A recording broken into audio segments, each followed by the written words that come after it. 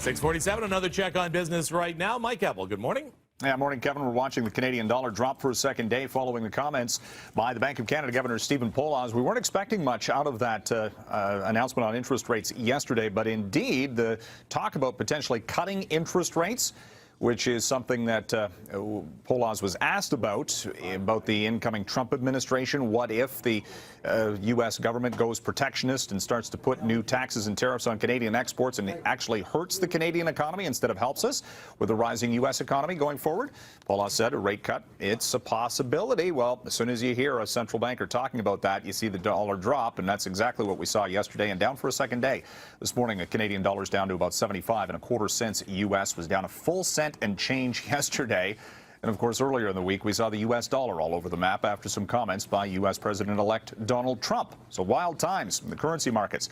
Price for oil seeing a little bit of a rebound after hitting a one-month low in yesterday's trading. Netflix shares jumping to a record pre-market, already up 8% and accelerating. The company saw 7 million more subscribers in the fourth quarter of last year, 94 million worldwide, and making a little bit of money and putting it right back into the company. $1 billion plus in spending this year on 42 original programs for Netflix, which is where it's sort of making its bread and butter right now with the number of titles available at 4,600. Interesting that Netflix was originally founded as a DVD mail order company. It still has that business. Has 96,000 DVDs to rent, basically, in those red envelopes they still have, but they don't even have a marketing budget for that at this point, but no plans to shut that line of the business down.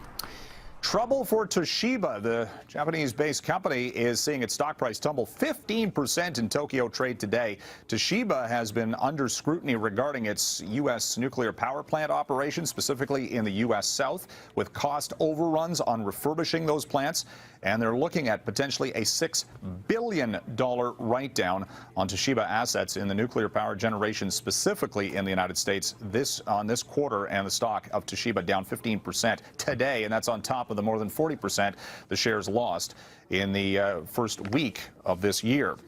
Outgoing CEO of CP Rail leaving early. Hunter Harrison announcing he is leaving effective immediately from the Calgary-based company, 6 months sooner than first planned. Now, they've already got a new CEO coming in. Keith Creel is being promoted from the chief operating officer role, but the speculation is Harrison, who's 72, was planning to retire, but instead he's going to probably CSX Corporation, one of the big U.S. railways, to try to do at CSX what he did for CP. Harrison joined CP Rail in 2012 and turned that company right around. It's one of the best performers in the industry right now, and its stock price has quadrupled over his tenure at the Calgary-based company. And Tesla off to a good and somewhat quiet start to 2017. A lot of talk that solar power and electrification of cars that might not be in favor with the incoming Trump administration, but instead Tesla seems to have it going on right now. The stock's up 11% year to date, getting upgrades, and is looking at a very profitable, potentially, and expanding